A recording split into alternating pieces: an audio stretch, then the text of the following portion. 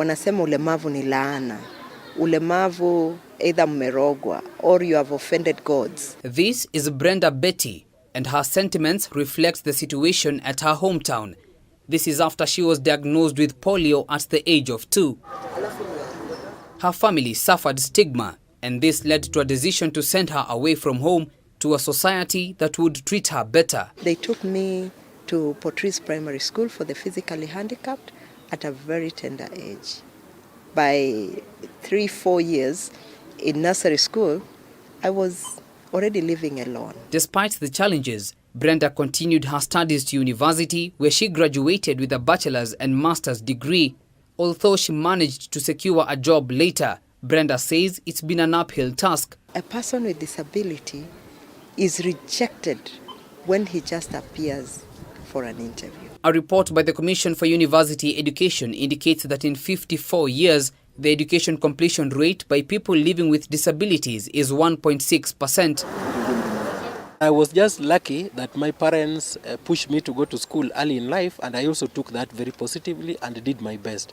Majority of the people, all the people who have been attacked by polio, didn't go much in the school. Maybe a few went up to the primary. Nicodemus Odongo has suffered from paralysis caused by polio since he was a child. Unlike Brenda, Nicodemus has never attended a school for persons living with disabilities, but he also experienced challenges, especially in the university. The university is now a very big institution. Lecture theatres are placed in 4th floor. You know, there are no lifts, and you have to scale those stairs going to 4th floor every day. And nobody bothers so much because it is again not a special school. Of the 1.5 million children eligible for childhood immunization in the country, 15% do not get fully immunized. Health experts warn that this poses a risk of re-emergence of already eradicated vaccine-preventable diseases in the near or distant future. We've seen in recent times cases of measles, cases of whooping cough. We are focusing on improving our coverage in terms of immunization to 95%. Statistics further indicate that 85% of children in the country receive childhood immunization.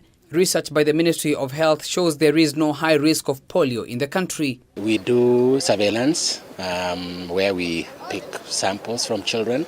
So far, as a country, we are doing well. We've not been able to isolate any from all our children. If you are careful, it's a disease that can be eradicated. Dr. Joseph Mbuthia, while stressing the importance of immunizing infants, points out some of the symptoms of polio-caused paralysis. If a child has weakness of a limb, a leg or an arm, that is sudden, it just comes over a few hours, that should be investigated for polio.